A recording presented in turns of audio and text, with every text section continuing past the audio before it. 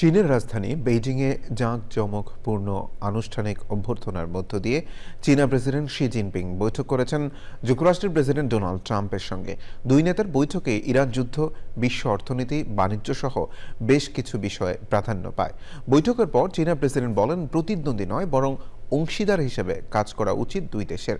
Trump বলেন, যুক্তরাষ্ট্র ও চীনের সম্পর্ক বিশ্বের সবচেয়ে গুরুত্বপূর্ণ সম্পর্কগুলোর একটি। বিশ্বের ক্ষমতাধর দুই দেশের দুই নেতার বৈঠক নিয়ে বিস্তারিত জানাচ্ছেন সুব্রত কাইন। বিশ্ব রাজনীতি, অর্থনীতির অন্যতম গুরুত্বপূর্ণ শক্তি চীন ও যুক্তরাষ্ট্র। আর সেই দুই দেশের নেতার বৈঠক ঘিরে এখন নজর পুরো বিশ্বের। প্রায় এক দশক পর দ্বিতীয়বারের মতো চীন সফরে মার্কিন প্রেসিডেন্ট ট্রাম্প। সফরকে আরও জাঁকজমকপূর্ণ করেছে রাজকীয় অভ্যর্থনা। পরে গ্রেট হল অব দ্য পিপলে প্রায় 2 ঘন্টা চলে দুই নেতার রুদ্ধদ্বার বৈঠক। আলোচনায় উঠে আসে ইরান যুদ্ধ, বিশ্ব অর্থনীতি, বাণিজ্য সহ বেশ কিছু বিষয়। বৈঠকের পর রাষ্ট্রীয় নৈশভোজে অংশ নেন মার্কিন প্রেসিডেন্ট ট্রাম্প ও চীনা প্রেসিডেন্ট শি জিনপিং। ভোজসভায় অংশ নেওয়ার আগে কথা বলেন এই দুই নেতা। শি জিনপিং বলেন, চীন যুক্তরাষ্ট্রের প্রতিদ্বন্দ্বী নয় বরং অংশীদার হিসেবে কাজ করা উচিত। পারস্পরিক সম্মানই স্থিতিশীল চীন যুক্তরাষ্ট্র সম্পর্কের মূল চাবিকাঠি বলেও মন্তব্য করেন তিনি।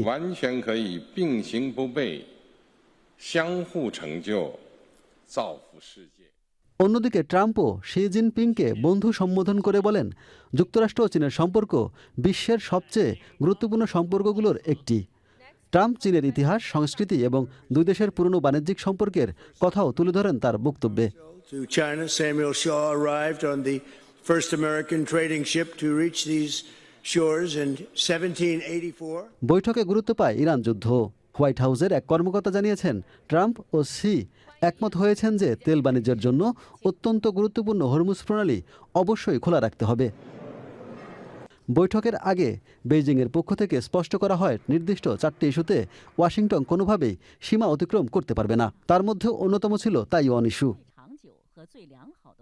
বৈঠকের শেষ দিকে ট্রাম্প শি জিনপিংকে আগামী সেপ্টেম্বরে হোয়াইট হাউস সফরের আমন্ত্রণ জানান। Subrata Gain, channel I.